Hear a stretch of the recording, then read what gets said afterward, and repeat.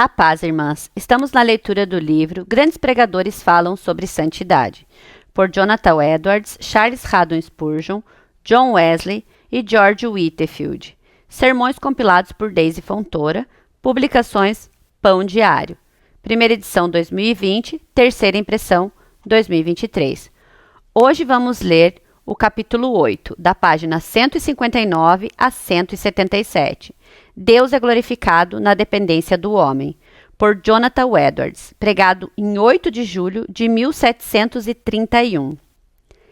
A fim de que ninguém se vanglorie na presença de Deus, mas vós sois dele, em Cristo Jesus, o qual se tornou, da parte de Deus, sabedoria e justiça e santificação e redenção, para que, como está escrito, aquele que se gloria, glorie-se no Senhor. 1 Coríntios 1, 29, 31. Os cristãos a quem o apóstolo dirigiu essa epístola habitavam em uma parte do mundo na qual a sabedoria humana tinha grande reputação. Como o apóstolo observa no versículo 22 desse capítulo, abre aspas, os gregos buscam a sabedoria, fecha aspas. Corinto não ficava longe de Atenas, que havia sido, durante muito tempo, a mais famosa sede de filosofia e aprendizagem do mundo. Por isso o apóstolo lhes mostra como, pelo Evangelho, Deus destruiu e reduziu a nada a sabedoria deles. A despeito de toda a sua sabedoria, os gregos eruditos e seus grandes filósofos não conheciam a Deus, não conseguiam desvendar a verdade acerca das coisas divinas.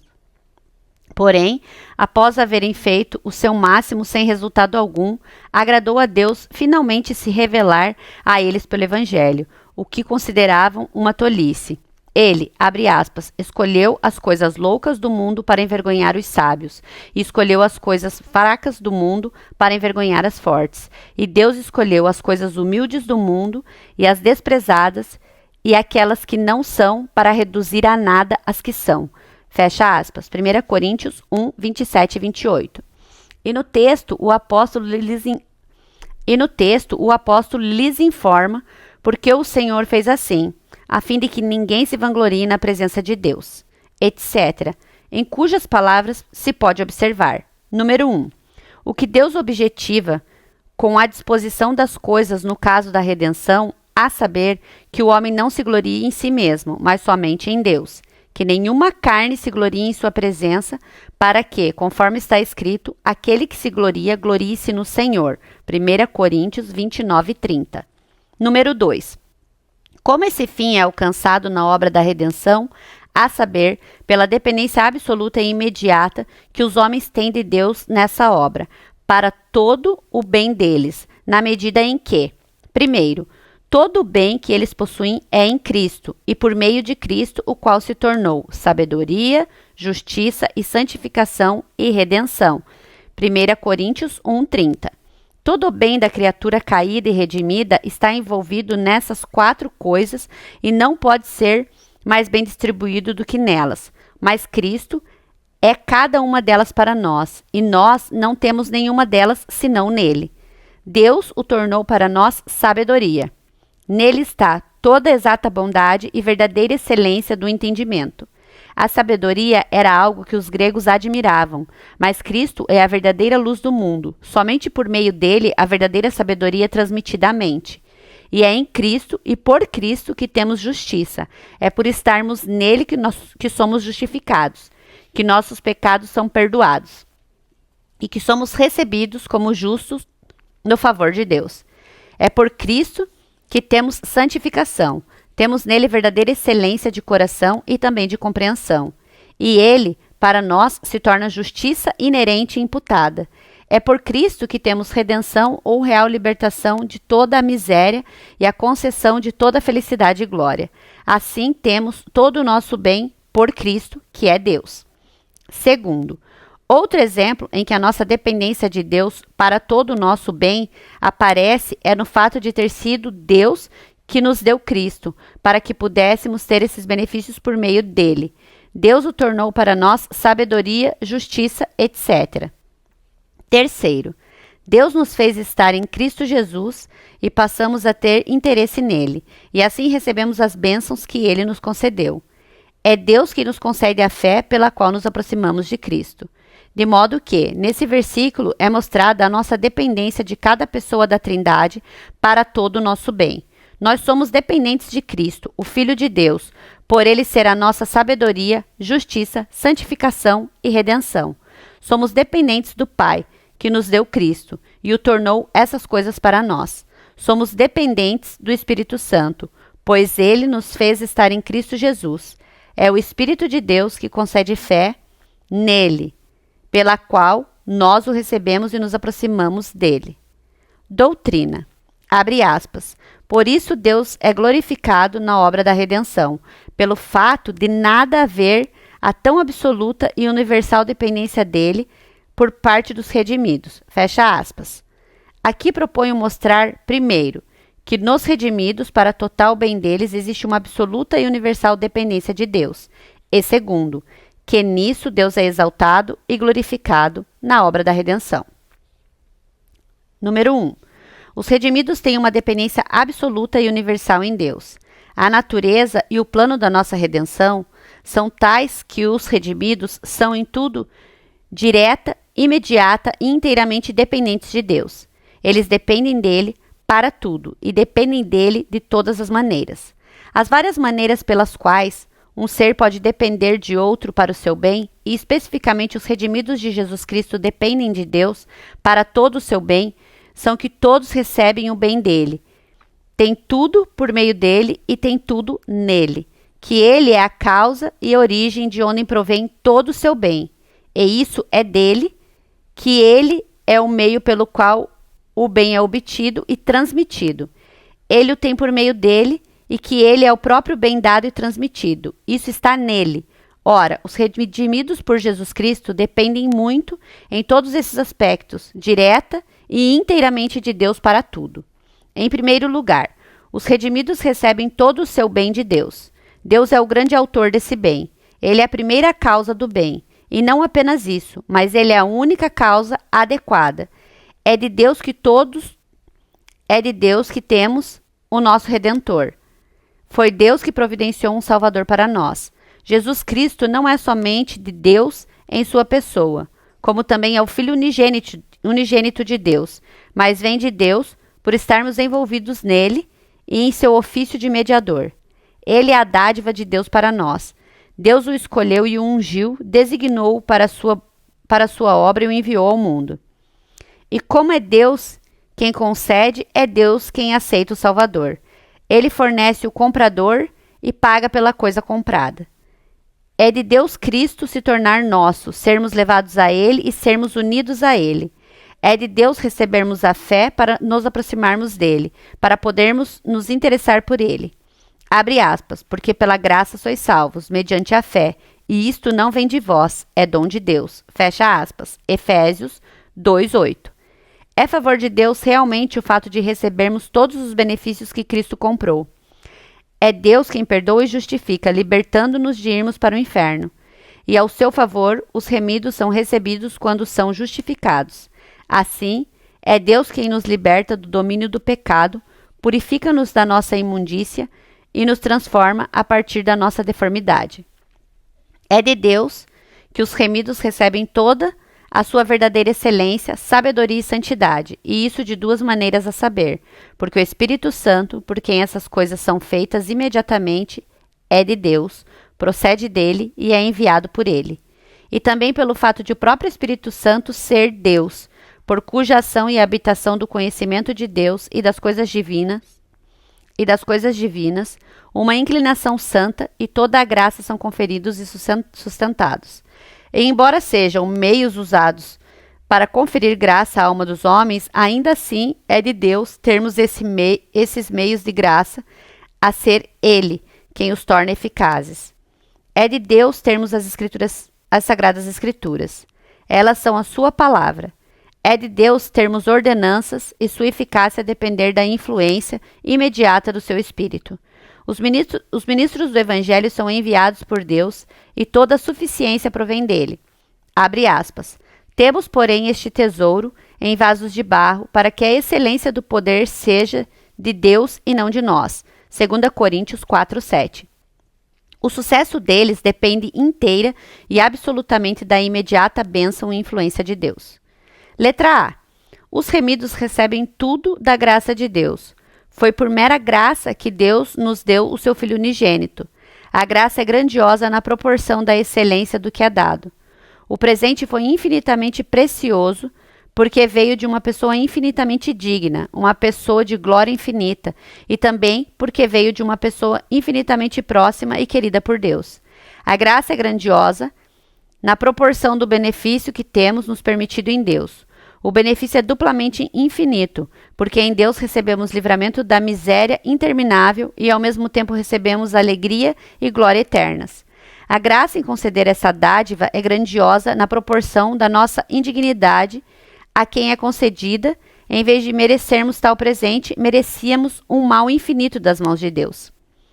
A graça é grandiosa pela maneira que é concedida ou proporcional à humilhação e à custa do método e dos meios pelas quais é possível recebermos a dádiva. Deus deu Jesus para habitar entre nós. Ele o deu a nós, encarnado, ou em nossa natureza, e também semelhante, embora com fraquezas, sem pecado. Ele o deu a nós no estado humilde e afligido, e não somente assim, mas como morto, para que pudesse ser um banquete para a nossa alma. A graça de Deus em conceder essa dádiva é mais despreendida. Ela era o que Deus não tinha obrigação de conceder. Ele poderia ter rejeitado o homem caído, como fez com os anjos caídos. Ela era o que nós nunca fizemos coisa alguma para merecer. Foi dada enquanto ainda éramos inimigos e antes de termos sequer nos arrependido. Ela veio do amor de Deus, que não viu em nós excelência para atraí-la, e foi sem expectativa de algum dia ser recompensado por sua concessão. E é por mera graça que os benefícios de Cristo são aplicados a esta e aquelas pessoas específicas. Os que são chamados e santificados devem atribuir isso unicamente ao bel prazer da bondade de Deus, pela qual são distinguidos. Ele é soberano e tem misericórdia de quem lhe apraz ter misericórdia. Agora, o homem depende mais da graça de Deus do que antes da queda. Ele depende da bondade gratuita de Deus para muito mais do que dependia então. Naquele tempo, ele dependia da bondade de Deus para conferir a recompensa pela perfeita obediência, porque Deus não era obrigado a prometer e conceder aquela recompensa. Agora, porém, nós dependemos da graça de Deus para muito mais. Nós precisamos dessa graça não apenas para conceder glória, mas para nos livrar do inferno e da ira eterna. Sobre a primeira aliança, dependíamos da bondade de Deus para nos dar a recompensa da justiça. Agora continuamos dependendo, mas precisamos que a graça livre e soberana de Deus nos dê essa justiça, perdoe o nosso pecado e nos liberte da culpa e do infinito demérito do pecado.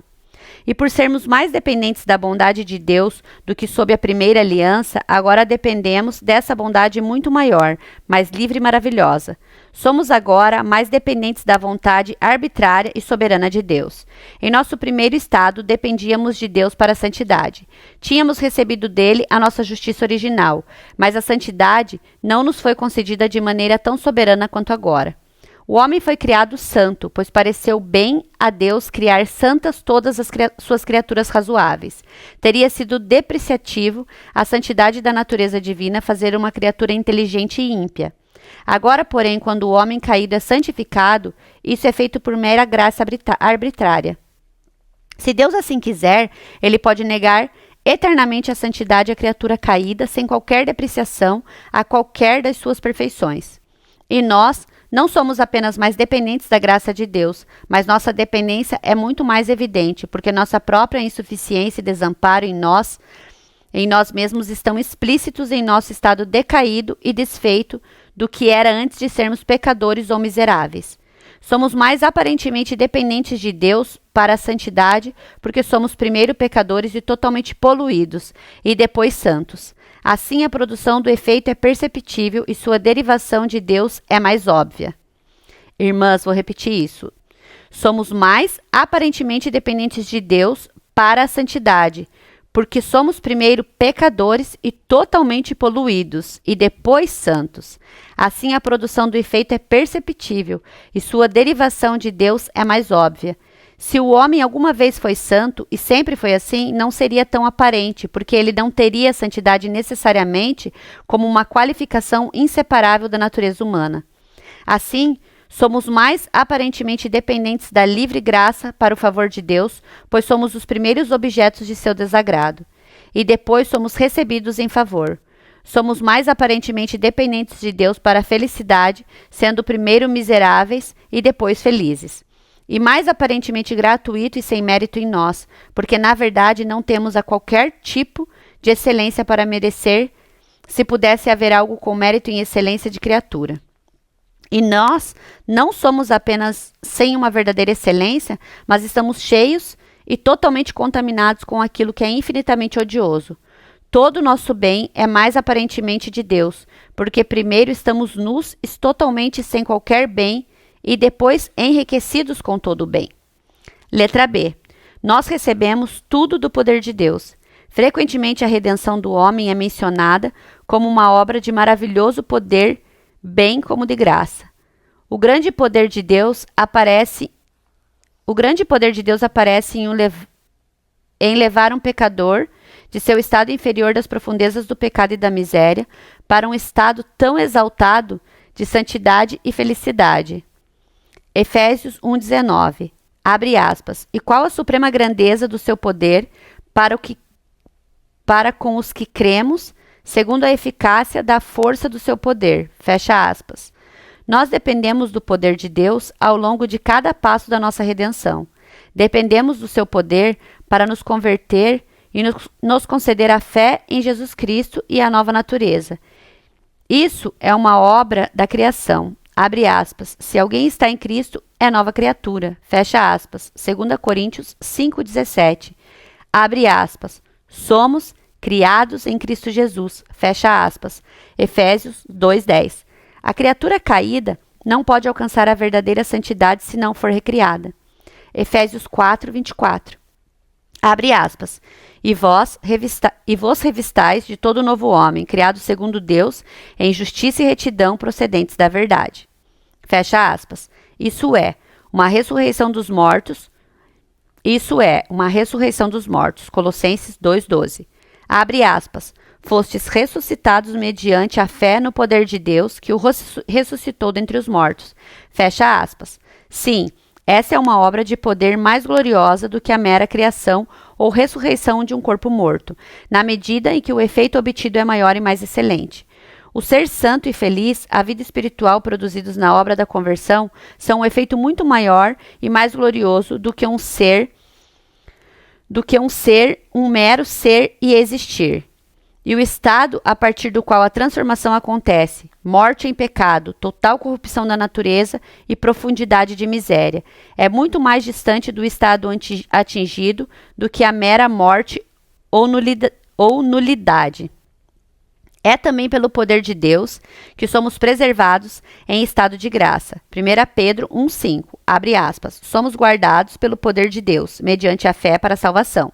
Fecha aspas. Por ser, em primeiro lugar, proveniente de Deus, a graça é continuamente vinda dele e mantida por ele.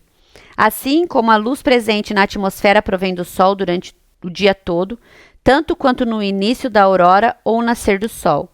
Os homens dependem do poder de Deus para toda a atuação da graça e para levar adiante essa obra no coração, para subjugar o pecado e a corrupção, para fazer crescer os princípios sagrados e para permitir a produção de frutos em boas obras.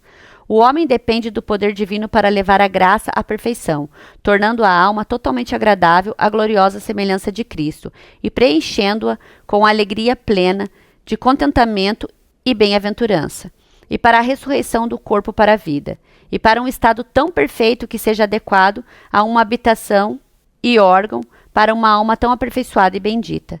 Esses são os efeitos mais gloriosos do poder de Deus vistos na série de seus atos referentes às criaturas. O homem dependia do poder de Deus em seu primeiro estado, mas depende mais do seu poder agora. Ele precisa do poder de Deus para fazer mais coisas por ele e depende de um exército mais maravilhoso de seu poder.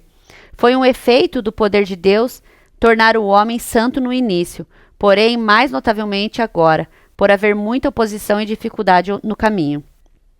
É um efeito mais glorioso do poder tornar-se santo, aquele que era tão depravado e estava sob o domínio do pecado, do que conferir a santidade àquele que anteriormente nada tinha de antagônico. É uma obra de poder mais gloriosa resgatar uma alma das mãos do diabo e dos poderes das trevas e levá-la a um estado de salvação, do que conferir santidade onde não havia predisposição ou oposição. Lucas 11, 21, 22. Abre aspas. Quando o valente bem armado guarda a sua própria casa, ficam em segurança todos os seus bens. Sobrevindo, porém, um mais valente do que ele, vence-o, tirando-lhe a armadura em que lhe confiava e lhe divide os despojos. Fecha aspas. Portanto, é uma obra de poder mais gloriosa sustentar uma alma em estado de graça e santidade e conduzi-la adiante até ser levada à glória, quando há tanto pecado habitando no coração resistente e Satanás com todo o seu poder se opondo do que teria sido evitar que o homem caísse no início, quando Satanás não tinha parte no homem. Assim demonstramos como os remidos dependem de Deus para todo o seu bem por receberem tudo dele. Em segundo lugar, eles dependem de Deus também para tudo, por terem tudo por meio dele. Deus é o meio disso, bem como seu autor e fonte. Tudo o que temos, sabedoria, perdão de pecados, libertação do inferno, aceitação ao favor de Deus, graça e santidade, verdadeiro conforto e felicidade, vida eterna e glória, vem de Deus por meio de um mediador. E esse mediador, que é Deus, dependemos de maneira absoluta, como aquele por meio de quem recebemos tudo. De modo que essa é outra maneira pela qual dependemos de Deus para todo o bem. Deus não somente nos dá um mediador e aceita sua mediação, e por seu poder e graça concede as coisas compradas pelo mediador, mas o próprio mediador é Deus. As nossas bênçãos são o que temos por compra. A compra é feita por Deus. As bênçãos são compradas por Ele. E Deus concede ao comprador, e não só isso, mas Ele é o comprador. Sim, Deus é tanto o comprador quanto a quantia, porque Cristo, que é Deus, comprou essas bênçãos para nós, oferecendo-se como preço da nossa salvação. Ele comprou a vida eterna pelo sacrifício de si mesmo. Hebreus 7, 27. Entre aspas, a si mesmo se ofereceu. E também 9:26, abre aspas, ele se manifestou uma vez por todas para aniquilar, pelo sacrifício de si mesmo, o pecado. Fecha aspas. De fato, a natureza humana foi oferecida, mas era a mesma pessoa com o divino, e, portanto, foi um preço infinito. Assim, por termos o nosso bem, por meio de Deus, dependemos dele de uma maneira que o homem em seu primeiro estado não dependia. Naquele tempo, o homem deveria ter vida eterna por meio de sua própria justiça, de modo que dependia em parte do que estava em si mesmo, visto que dependemos daquilo por meio do que adquirimos o nosso bem, assim como aquilo de onde o obtemos. E embora a justiça do homem, da qual ele então dependia, viesse de fato de Deus, ainda assim era sua, era inerente a si mesmo, de modo que ele não dependia tão imediatamente de Deus. Agora, porém, a justiça de que dependemos não está em nós mesmos, mas em Deus. Nós somos salvos pela justiça de Cristo. Nele somos feitos justiça, sendo por isso profetizado em Jeremias 23:6, pelo nome, abre aspas, Senhor, justiça nossa, fecha aspas. Em sermos justificados pela justiça, é a justiça de Cristo, é a justiça de Deus. 2 Coríntios 5:21, abre aspas, para que nele fôssemos feitos justiça de Deus. Fecha aspas. Assim, na redenção, não somente recebemos todas as coisas de Deus, mas para ele e por meio dele. 1 Coríntios 8:6, abre aspas. Todavia, para nós há um só Deus, o Pai, de quem são todas as coisas e para quem existimos, em um só Senhor, Jesus Cristo, pelo qual são todas as coisas, e nós também por ele. Fecha aspas. Em terceiro lugar, os remidos têm todo o seu bem em Deus. Nós não só o recebemos dele e por meio dele, mas isso consiste nele. Ele é todo o nosso bem. O bem dos remidos é objetivo ou é inerente. Por seu bem objetivo, quero dizer, o objeto extrínseco, por cuja posse e desfrute eles são felizes. Seu bem inerente é a excelência ou prazer que está na própria alma. No tocante aos dois, os remidos têm todo o seu bem em Deus ou o que é a mesma coisa, o próprio Deus é todo o bem deles. Os remidos têm em Deus todo o seu bem objetivo. O próprio Deus é o grande bem que eles são levados a possuir e desfrutar em decorrência da redenção. Ele é o bem supremo e a soma de todo o bem comprado por Cristo. Deus é a herança dos santos. Ele é a porção de sua alma. Deus é sua riqueza e tesouro, seu alimento, sua vida, sua morada, seu ornamento e diadema, e sua eterna honra e glória. Eles nada têm no céu além de Deus. Ele é o grande bem ao qual os redimidos são recebidos na morte e para o qual deverão ascender no fim do mundo. O Senhor Deus é a luz da Jerusalém celestial. É o, entre aspas, rio da água da vida, que corre e, entre aspas, a árvore da vida que se encontra no paraíso de Deus.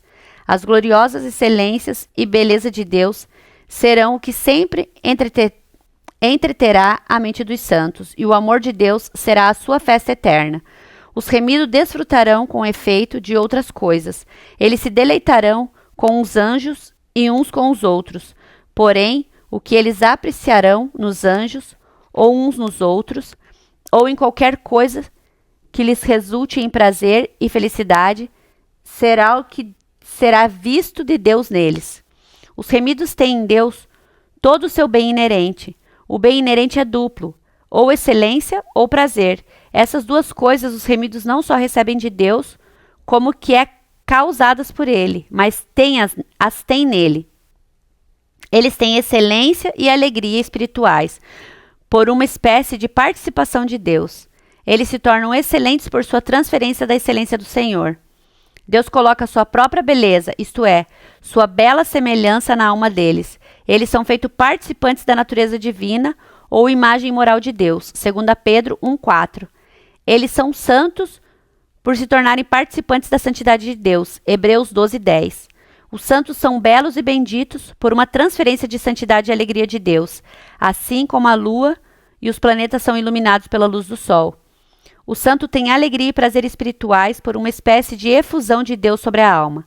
Nessas coisas, os remidos têm comunhão com Deus, isto é, participam com ele e dele.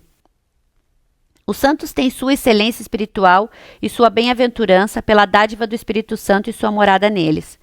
Elas não são apenas causadas pelo Espírito Santo, como também estão nele como seu princípio. O Espírito Santo tornar-se um habitante é um princípio vital na alma, agindo na alma sobre ela e com ela. Ele se torna uma fonte da verdadeira santidade e alegria, como a fonte é para a água pelo uso e propagação de si mesmo. Comparemos João 4,14, abre aspas, aquele, porém, que beber da água que eu lhe der, nunca mais terá sede. Pelo contrário, a água que eu lhe der será nele uma fonte a jorrar para a vida eterna.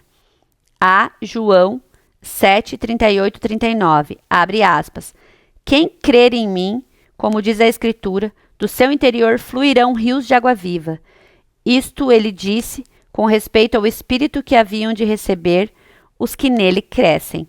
Fecha aspas. A totalidade do que Cristo comprou para nós é a fonte de água referida da primeira passagem e os rios de água viva mencionados na segunda, e a totalidade das bênçãos que os remidos receberão no céu. É o rio de água da vida que procede do trono de Deus e do Cordeiro. Apocalipse 22:1. O que sem dúvida significa o mesmo com os rios de água viva explicados em João 7, 38 e 39. Noutra parte chamados torrentes das delícias, entre aspas, de Deus. Nisso consiste a plenitude do bem que os santos recebem de Cristo. É participando do Espírito Santo que eles têm comunhão com Cristo, em sua plenitude. Deus concedeu ao seu Filho o Espírito sem medida, e ele certamente recebeu da sua plenitude e graça sobre graça. Essa é a totalidade da herança dos santos, e, portanto, aquele pouco do Espírito Santo que os que creem têm neste mundo é chamado de o penhor da sua herança. 2 Coríntios 1:22, abre aspas, que também nos selou e nos deu o penhor do Espírito em nosso coração. Fecha aspas. E 2 Coríntios 5:5, abre aspas, ora, foi o próprio Deus quem nos preparou para isto, outorgando-nos o penhor do Espírito. Fecha aspas. Efésios 1, 13 e 14.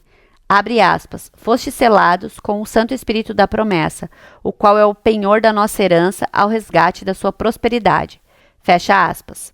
O Espírito Santo e as boas coisas são mencionadas nas Escrituras como sendo o mesmo, como se o Espírito de Deus transmitisse a alma, abrangendo todas as coisas boas. Mateus 7,11. Abre aspas. Quanto mais vosso Pai, que estás no céu, dará boas coisas aos que lhe pedirem? Fecha aspas. Lucas 11,13. Quanto mais o Pai Celestial dará o Espírito Santo àqueles que lhe pedirem? Fecha aspas. Esse é o total das bênçãos que Cristo morreu para obter e o tema das promessas do Evangelho. Gálatas 3, 13 e 14. Abre aspas. Fazendo-se ele próprio maldição em nosso lugar, a fim de que recebêssemos pela fé o Espírito prometido. Fecha aspas. O Espírito de Deus é a grande promessa do Pai. Lucas 24, 49. Abre aspas. Eis que envio a promessa de meu Pai sobre vós. Fecha aspas. O Espírito de Deus é, portanto, chamado, entre aspas, Espírito da promessa, Efésios 1,13. Cristo recebeu essa coisa prometida e lhe foi dada em sua mão assim que ele terminou a obra de nossa redenção para conferir a todos os que ele havia redimido. Atos 2,33. Abre aspas. Exaltado, pois, à destra de Deus, tendo recebido do Pai a promessa do Espírito Santo, derramou isso que vedes e ouvis. Fecha aspas. Desse modo, toda a santidade e felicidade dos remidos está em Deus. Está nas transmissões, na habitação e na atuação do Espírito de Deus. Santidade e felicidade estão no fruto, aqui e no futuro, porque Deus habita neles e eles em Deus. Assim, Deus nos concedeu o Redentor, e é por ele que o nosso bem é comprado. Sendo assim, Deus é o Redentor e o preço. Ele é também o bem comprado. Dessa maneira, tudo o que temos pertence a Deus e por meio dele e nele. Romanos 11:36, abre aspas, porque dele e por meio dele e para ele são todas as coisas. Fecha aspas. O mesmo termo grego aqui traduzido como para ele é traduzido como nele. 1 Coríntios 8:6. Número 2. Deus é glorificado na obra da redenção por esse meio, a saber, pelos remidos dependerem dele de maneira tão grande e universal. Letra A. O homem tem maior oportunidade e obrigação de perceber e reconhecer as perfeições e a total suficiência de Deus. Quanto mais a criatura depende das perfeições de Deus e quanto mais se interessa por elas, maior é a oportunidade de percebê-las. Quanto mais alguém se interessa pela dependência do poder e da graça de Deus, tanto maior é sua oportunidade de reconhecer esse poder e graça. Quanto maior e mais imediata é a dependência da santidade divina, tanto maior é a oportunidade de a perceber e reconhecê-la. Quanto maior e mais absoluta é a nossa dependência das perfeições divinas, como pertencentes às várias pessoas da Trindade, tanto maior é a nossa oportunidade de observar e possuir a glória divina de cada uma delas. Aquilo pelo que mais nos interessamos está certamente no caminho da nossa observação e percepção. É esse tipo de interesse, por qualquer coisa, especificamente dependência, tende especialmente a merecer e requerer a atenção e observação. As coisas das quais não dependemos muito são facilmente negligenciáveis, mas mal podemos fazer outra coisa se não pensar naquilo que dependemos grandemente. Devido à nossa tão grande dependência de Deus e de suas perfeições em tantos aspectos, Ele e sua glória são os mais diretamente colocados em nossa visão, seja para onde for que voltemos o nosso olhar. Temos a maior oportunidade de perceber a total suficiência de Deus quando toda a nossa suficiência é totalmente dele. Temos mais oportunidade de contemplá-lo como um bem infinito e a fonte de todo o bem. Tal dependência de Deus demonstra sua total suficiência. Quanto mais a criatura depende de Deus, tanto mais aparece o vazio da criatura em si mesma. E quanto maior o vazio da criatura, tanto maior precisa ser a plenitude do ser que preenche esse vazio. Termos tudo de Deus demonstra a plenitude de seu poder e graça. Termos tudo por meio dele demonstra a plenitude de seu mérito e dignidade. E termos tudo nele demonstra sua plenitude da beleza, amor e felicidade. E os remidos, em razão da grandeza de sua dependência de Deus, têm não somente a maior oportunidade, mas também a obrigação de contemplar e reconhecer a glória e a plenitude de Deus. Quão irracionais e ingratos seríamos se não reconhecêssemos a suficiência e a glória da qual absoluta, imediata e universalmente dependemos. Letra B. Por esse meio é demonstrado quão grande a glória de Deus é comparativamente considerada ou em comparação com a da criatura. Devido a criatura ser assim total e universalmente dependente de Deus, parece que a criatura é nada e que Deus é tudo. Por isso parece que Deus está infinitamente acima de nós, que a força, a sabedoria e a santidade de Deus são infinitamente maiores do que as nossas.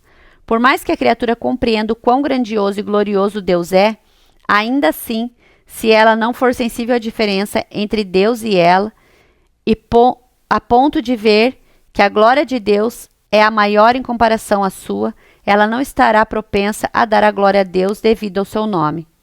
Se em qualquer aspecto a criatura se nivela a Deus, ou se exalta, de modo a competir com ele, mesmo que essa pessoa perceba que grande honra e profundo respeito devem pertencer a Deus, até mesmo vindo daqueles que estão mais distantes, ela não terá a percepção de saber que a sua existência é devida a ele. Quanto mais os homens se exaltam, certamente menos estarão dispostos a exaltar a Deus. Certamente, o que Deus almeja na disposição das coisas concernentes à redenção, se permitirmos que as Escrituras sejam uma revelação da mente de Deus, é que ele apareça pleno e o homem em si mesmo vazio, para que Deus seja tudo e o homem nada. É projeto declarado de Deus que outros não devam, abre aspas, gloriar-se na sua presença, fecha aspas. O que implica é que seu projeto aumentar a sua própria glória comparativa.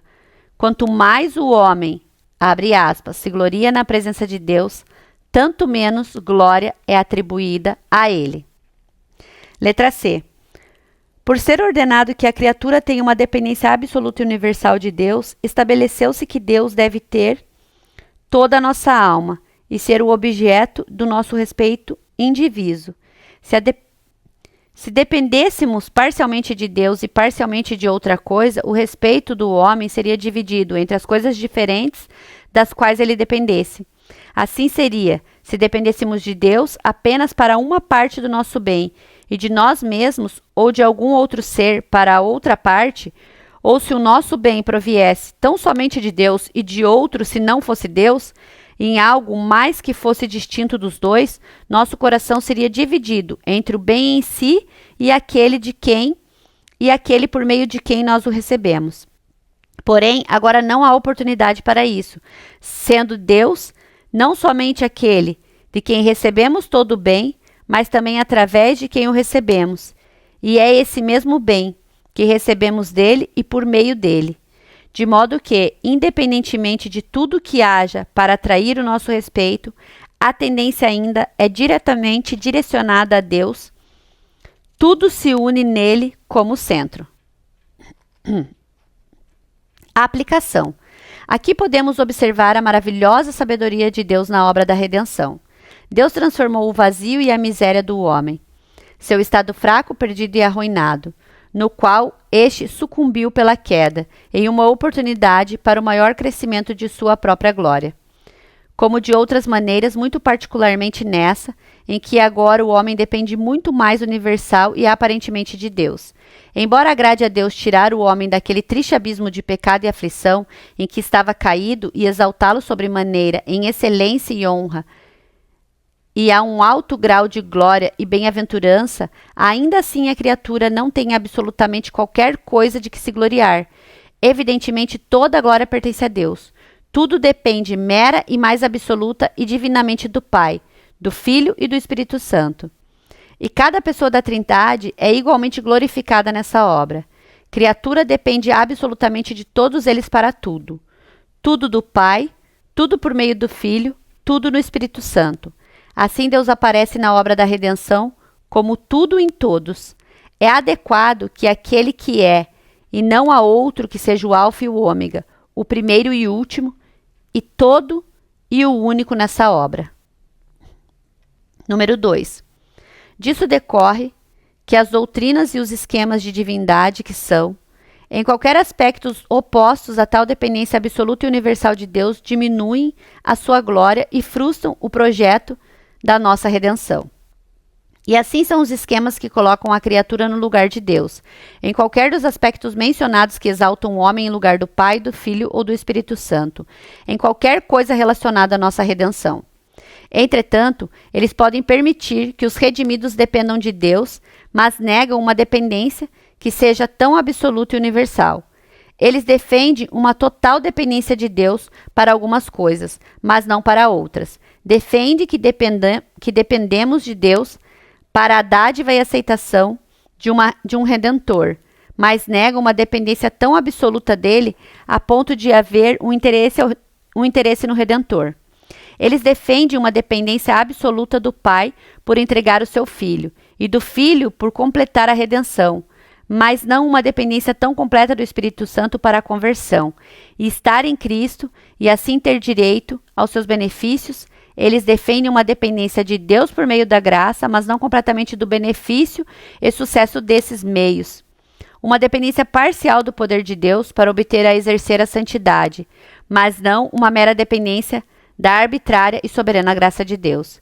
Eles defendem uma dependência da livre graça de Deus para uma recepção ao seu favor, desde que sem qualquer mérito adequado, mas não sem sermos atraídos ou tocados por alguma excelência. Eles defendem uma dependência parcial de Cristo, como aquele por meio de quem temos vida, por ele haver adquirido novos termos de vinda, mas ainda sustentam que a justiça pela qual temos vida é inerente em nós mesmos, como era sob a primeira aliança.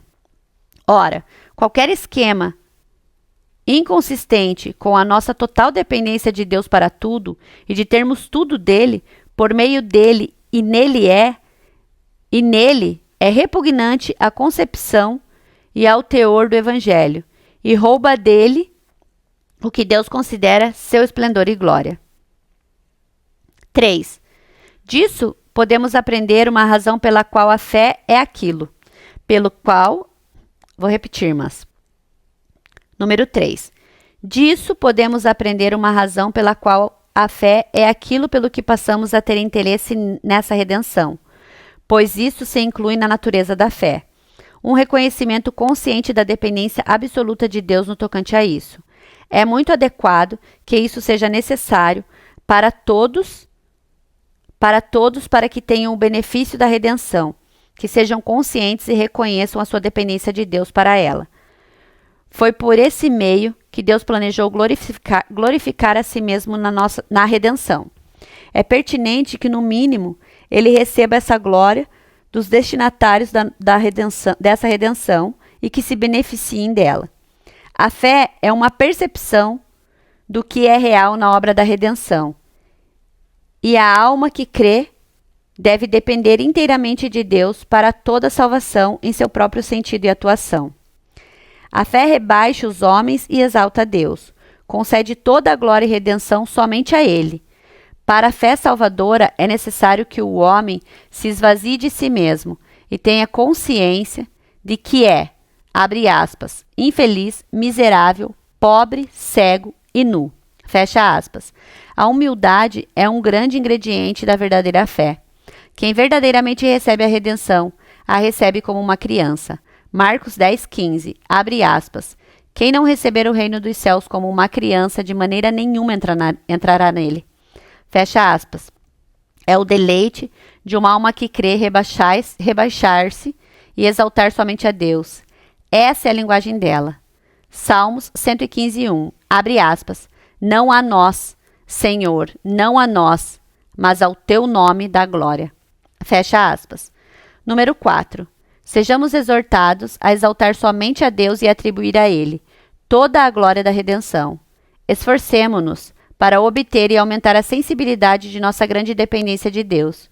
Olhar somente para Ele, mortificar uma inclinação autoconfiante e hipócrita. Por natureza, o homem é excessivamente propenso a exaltar-se e a depender de seu próprio poder ou bondade, como se de si mesmo devesse esperar felicidade. Ele é propenso a ter respeito por prazeres estranhos a Deus e ao seu espírito, como aqueles em que a felicidade é encontrada. Porém, essa doutrina deve nos ensinar a exaltar somente a Deus, tanto por crença e confiança quanto por louvor. Aquele que se gloria, glorie-se no Senhor. Alguém duvida de que esteja convertido e santificado e que sua mente é dotada de verdadeira excelência e beleza espiritual? Que seus pecados estão perdoados e que recebeu o favor de Deus e foi exaltado à honra e bem-aventurança de ser filho do Pai e herdeiro da vida eterna? Que ele conceda toda a glória a Deus, o único que faz diferir dos piores homens deste mundo ou dos mais miseráveis dos condenados ao inferno. Se alguém tem muito consolo e forte esperança na vida eterna, que a sua esperança não o exalte e se incline-o ainda mais a humilhar-se, refletir sobre a sua excessiva indignidade de tal favor e exaltar somente a Deus. Se alguém é eminente em santidade e abundante em boas obras, não tome para si qualquer parte dessa glória, mas atribua àquele de quem somos. De quem, abre aspas, somos feitura, criados em Cristo Jesus para as boas obras. Acabamos aqui, irmãs, o capítulo 8. Peço perdão para as irmãs pelos erros. É um capítulo bem comprido. Perdão, irmãs.